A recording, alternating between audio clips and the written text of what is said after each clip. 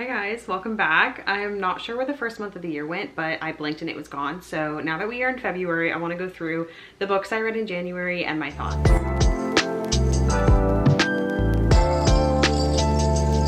I did read 5 books this month, which is keeping me on track for my goal of 50 this year.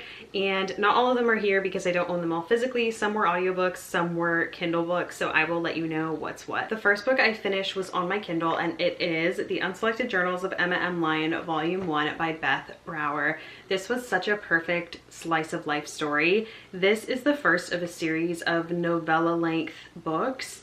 And I feel like it didn't have a whole lot of plot progression, but it was very character focused and kind of helped set up the story for what could be a very entertaining plot as it unfolds. But I just fell in love with Emma and even some of the side characters. There was such witty commentary, but there was also some depth in there and some quotes that I really loved. So I rated this one 4 stars and I'm looking forward to reading the rest of them. It's available on Kindle Unlimited, by the way, so super great perk if you have it. Next, I finally finished Bury Our Bones in the Midnight Soil by V.E. Schwab. I was reading this book since October and just now finished it in January.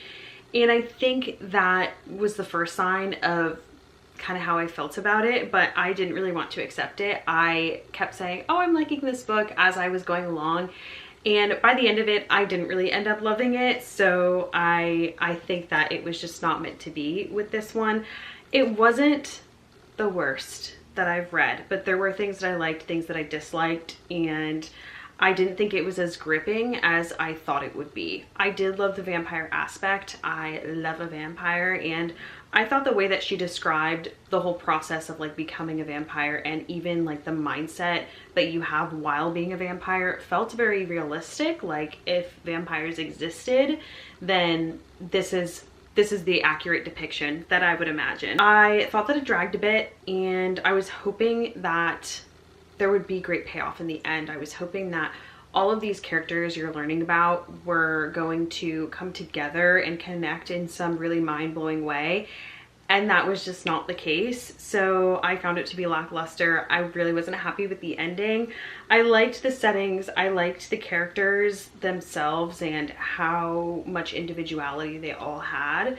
I liked the writing because her writing is beautiful. There was many great quotes in here that I highlighted, but I didn't really like the kind of lack of plot, the anticlimactic ending, and some of it felt like filler content, like it didn't need to be as long as it is. So I did rate this one 3 stars. I think it's definitely for some people. It just is not my favorite. Next, I read Verity by Colleen Hoover. This is the book I picked for my TBR jar prompt of a book I've been avoiding.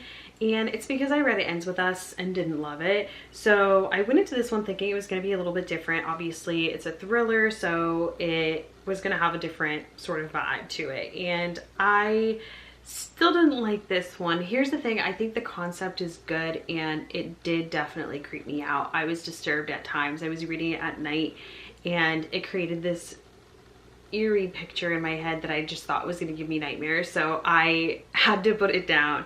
And for that, I think that it was good as I was going along.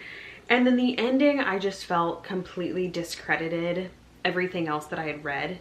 It just left me thinking, what did I just read? And I think some people might love that sort of ambiguous type of ending, but I just thought it felt a little bit lazy and I did not like any of the characters in here, like not one of them. I really hated how many spice scenes were in this book. I am not reading a thriller to read about intimate scenes, and there was so many. It is overkill.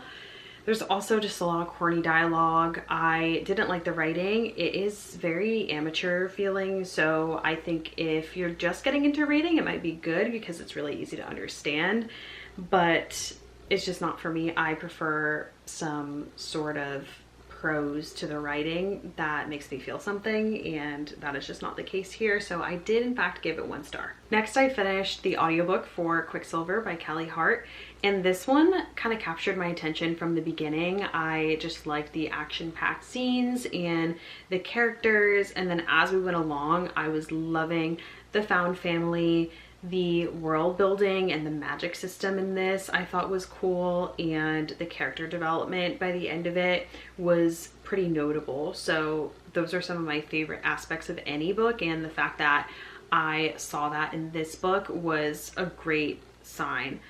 The things I didn't love, there were some overly descriptive spice scenes in there that, again, I just didn't need. I felt like it was unnecessary to go that in depth. Like, I don't need to hear you describe his in 10 ways. The only other thing I would say is this was kind of slow paced at times. It wasn't action packed all the way through. It is a really long book, but at the end it definitely picked up. So I did rate this one 4 stars. Last but not least, I read the first book of the Improbable Meet Cute Second Chances series. This is a set of Amazon original novellas that all take place on or around Valentine's Day. They're all kind of themed to that time of year, and this is the second set they've done. So I read the entire first set of the series, which is 6 different novellas. They are all written by different, usually more popular romance authors. This one is Accidentally Yours by Christina Lauren. I thought this was a fun little novella. It had me giggling throughout. It had witty banter, and I love when books have like emails or text messages, things like that, to kind of break up the rest of the text, and this book had a lot of that. So that was really fun. Even though it's predictable, you know exactly how it's gonna end, I thought that it was still enjoyable. So I rated this one 3.75 stars. That is a wrap on January's reads. Let's see what February has in store for us.